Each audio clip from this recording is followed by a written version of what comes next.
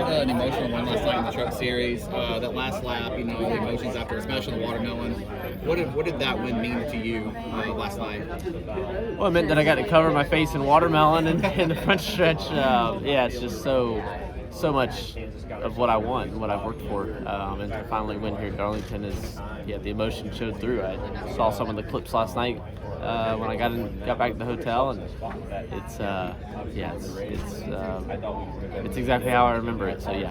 Did you have any family here last night? Yeah, mom and dad. Yeah, mom and dad are here, so really, really special to see them getting out of the truck. And it's such a blur in the moment. And I walked right by my mom at one point, but went back and found her out there on the front stretch on pit road. And, they go to a lot of races, but they're not at all of them. And so to have them here is really neat. My dad drove up to the night before from the farm, and I like your, I believe it's your sister. She had like some Miss Watermelon Florida thing on. What is that? What do you guys do with that down there? Yeah, that's the Florida Watermelon Queen. So that's a elected or a competition for that, and it's a speaking role. And so she's a spokesperson for the watermelon industry.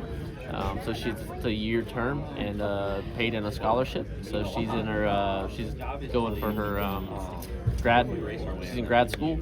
And so she travels all over the state and the country promoting Florida watermelons. And right now, that's why you see Florida watermelon on the truck. That's the watermelons in your grocery stores are coming from Florida right now. I think it was last year here, your mom was part of a Mother's Day press conference. How cool is it to be able to celebrate a win on Mother's Day with her in attendance? Yeah, really. I mean, just no matter what weekend, it's Mother's Day, yes, but every day is Mother's Day. So,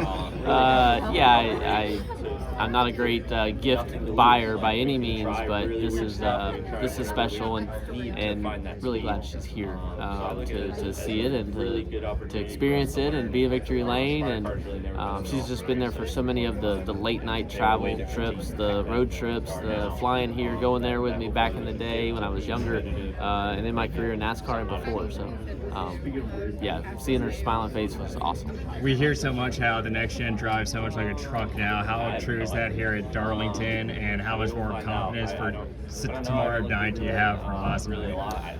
Well, it is. There are similarities, but they're definitely different.